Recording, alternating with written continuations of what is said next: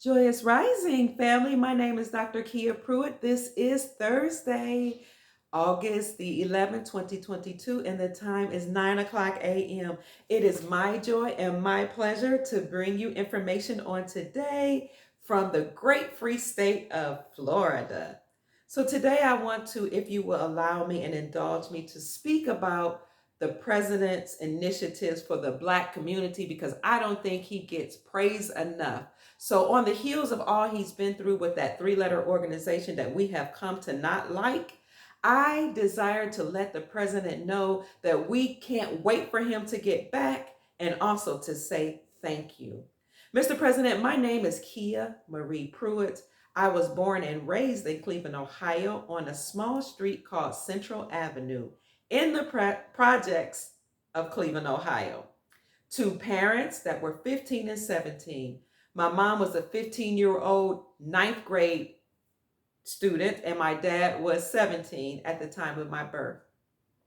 Mr. President, my parents had a very hard time raising us children. And as a matter of fact, my father was absent for a great part of my life because he was addicted to heroin. I never understood how it is that my father was addicted to heroin from the time he was 17 until he died in 2012. But my understanding is he was a young man out exploring as young men do, and he came upon friends who introduced him to heroin. And unfortunately, when you're introduced to drugs, whether at a young age or old age, you can actually become addicted the first time you try it. Now, of course, I was very angry as a young woman because I didn't understand why my dad could allow that to happen. He was born to my grandparents, the greatest people on earth. My grandparents were business owners. They owned a store in their home. It was like a storefront, so it was an actual store in the front of their home. My grandfather was a part owner of a sausage business. They were business owners, land owners. They had their own garden. They were a staple in the community. How could this have happened? Mr. President, I came to understand that there are three-letter organizations that study the indigenous people and study even people in certain communities to find out your weaknesses so that they can meet those weaknesses, so that they can do something to cause you to actually lose your mind. So what I came to understand is COINTELPRO and these three-letter organizations, FBI, CIA, and all the others, they had studied us extensively and had a file on us indigenous people that are erroneously classified as Black, because you and I know that Black is a legal standing, and it means that you have no standing in law. It is not an ethnicity or a nationality. We are all Americans. So thanks to Walter Plecker and the Census Bureau, which was funded by the Rothschilds and Rockefellers, people like me came to call ourselves Black. But for the sake of our discussion today, I'll speak from the indigenous community classified as Black. I just want to say thank you for some of the initiatives that you introduced under your administration that helped my community. And I take this very personally, Mr. President, because as I said, my dad was not home. My mother had to figure out how to raise children at the age of 15. My mother taught me to never make excuses and to always look for opportunities. She told me to always have a positive outlook on life, no matter what your circumstances are. So when you became a president, Mr. President, I didn't listen to the mainstream media. I looked at your actions and I saw the opportunities that you afforded all Americans, even the Black community. What are those things that you did for my community for which I want to give thanks, Mr. President? I'm glad someone asked. Number one, the most important thing I think that you did for the Black community was to introduce the First Step Act. The First Step Act released thousands of nonviolent offenders back into the community. And for that, I say thank you, Mr. President, because 90% of those people that were released as nonviolent offenders back into the community were classified as Black. Many of them were Black males. Many of them were Black mothers, mothers and fathers, aunts and uncles, grandparents even coming back home. I took that personally. as someone who grew up without her father because of those unfair practices that presidents before you, like number 46, pushed forward and his evil vice president to lock up our fathers and not give them or allow them to have a second chance. Thank you, Mr. President. Not only that, but they were allowed to come and be re-educated, reintroduced, and retrained and how to have jobs and become sufficient fathers and mothers. Thank you. Under that act, 1,691 of those who were released also had reduced sentences because under 46's vice president and their cohorts, when they were in Congress, they created things like 3 strikes, you're out. So even if it was a nonviolent offense, even if you were doing harm to yourself, you had to serve for extended periods of time and sometimes for life. But you had mercy and compassion on the indigenous people, copper-colored people, and even marginalized people who weren't classified as Black. Thank you. Mr. President, as I was growing up, I had a lot of people who rallied behind me and supported me, encouraged me to go on to receive a higher education. And one of those people was my best friend, Sonia Smith. Sonia Smith was a single mother. She is a godmother to my children. I am a godmother to her. Sonia Smith, Mr. President, is from Flint, Michigan. What a coincidence. She reared her children in that small town that is heavily populated with Black boys and girls. And when you push forward that agenda to funnel $100 million to fix the broken water infrastructure in Flint, Michigan, I took that to heart. Because, Mr. President, my godchildren had suffered from drinking that filthy poisoned water that had been poisoned purposely in order to depopulize the Black community, in order to push forward that agenda, that evil agenda of genocide. They didn't only target the Black community. Of course, we know they did it for the planet. We know about those agendas. And I'm speaking specifically about what you did for my community. Thank you. My best friend told me that her children, her cousins, her nieces, her nephews, her parents, the people before her, they all suffered from drinking the filthy, polluted water. So that $100 million, Mr. President,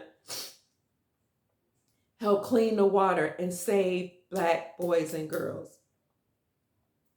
Mr. President, as I went on in school, my mother, who always told me not to say I can't, but always say, how can I, eventually inspired me to go off to college. So, of course, I'm a proponent of higher education. So when you allocated hundreds of millions of dollars in the Futures Act to be funneled into historically Black colleges and universities, my heart was overwhelmed and elated. Thank you, Mr. President. Why? Because I'm a proponent of education and because I didn't go to an HBCU, I went to a PWI or predominantly white institution, but my dissertation was on how to retain and graduate Black males from college. Mr. President, what I found in terms of the factors that were holding many of the Black males back, the number one factor was that they did not have access to funding. And even if they had access to funding, they couldn't get enough funding to remain in college and graduate. So, Mr. President, as one of the only experts in the field of Black male college retention and the only female expert that I know in the area of Black male college retention, I want to say thank you for allocating hundreds of millions of dollars into our historical Black colleges and universities that have historically educated Black boys and girls.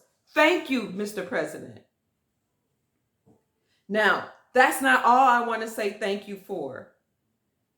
But I want to say thank you for promoting opportunity zones in marginalized communities. Now, I am not an investor, but I do know that incentivize investors to go into marginalized community, fix up the infrastructure, introduce and create new businesses to hire people who had gone through years and sometimes generations of not having jobs. Thank you, Mr. President. And as one who did not have a lot of money, I joined the board.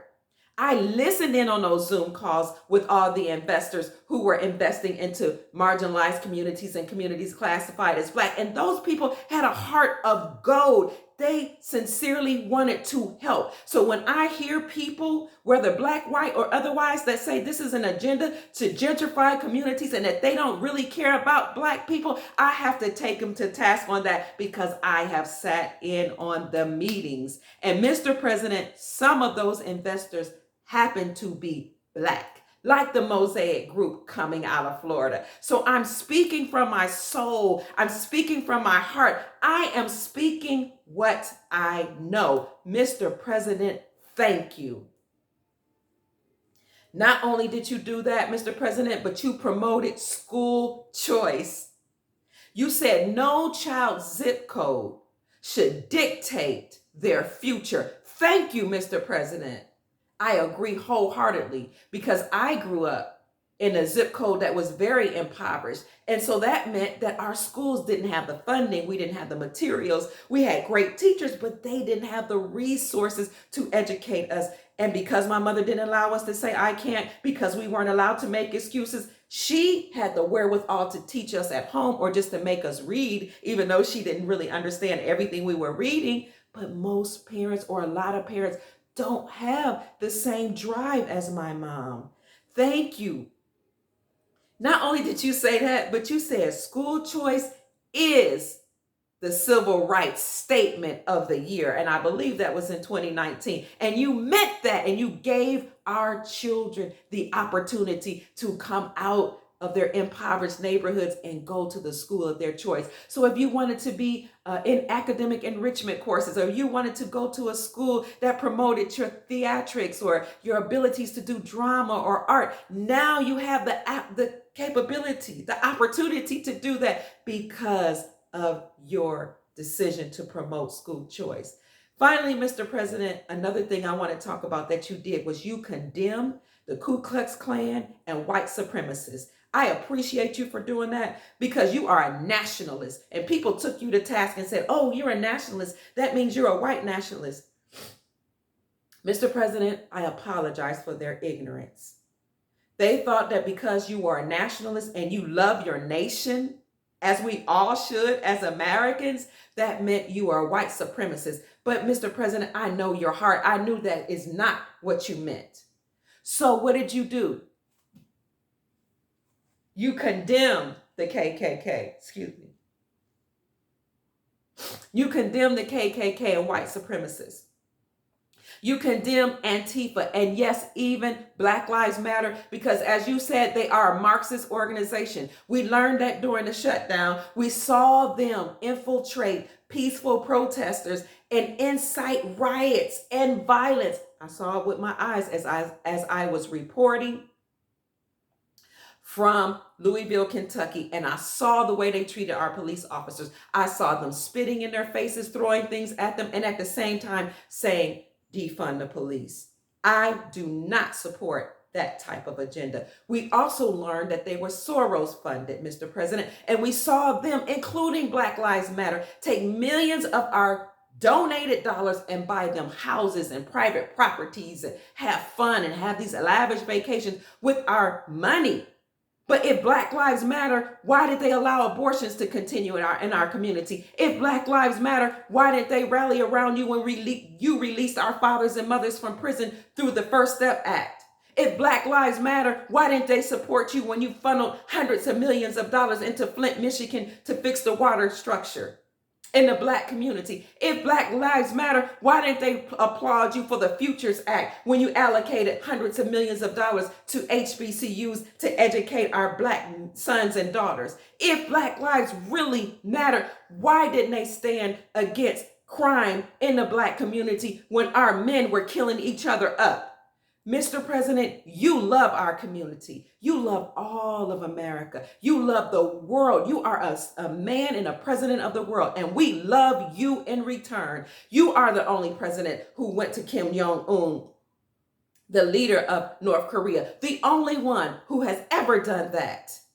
Under your administration, we had world peace. No violence, no wars. Finally, after all the presidents that have come before you, thank you, Mr. President. And need we go on about the executive orders like Executive Order 138/18 to freeze the assets of those who participated in crimes against humanity? Now those people are off to Guantanamo Bay and some of them have been executed. Thank you, Mr. President, because as a woman out of the Black community, I remember seeing Black babies on the front of milk cartons, and nobody knew where those children were. Nobody could explain what was happening to their children. We did not know, although we could feel it, that there were agendas pushed forward to take and traffic our children, not even just in my community, but in communities all over the world. Thank you for Executive Order 138/18. Thank you for nominating Dr. Judy Shelton to be over the Federal Reserve because you wanted to restore us to the gold standard. And now we see countries dropping the United States dollar and returning to gold because of you, Mr. President. And for that, I say thank you. Need we talk about how you said you wanted to monitor and destroy the IRS,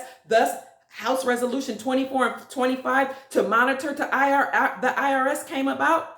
Need we say thank you for taking the duties of the Federal Reserve and putting them under the Treasury Department? Because under the Constitution for the United States of America, only that department can deal with money. So, having said all of that, in my conclusion, I love you, Mr. President. I am sorry for what you went through, but I want to tell you on behalf of the Black community and all the citizens of the world, thank you, and we love you and John F. Kennedy Jr., and we hope that he comes back with you. And we also want to say that there hasn't been a great president since John F. Kennedy. So we want to tell you both, welcome back and thank you, Mr. President. You're an amazing president and we are happy to have you back. We love you with all of our soul.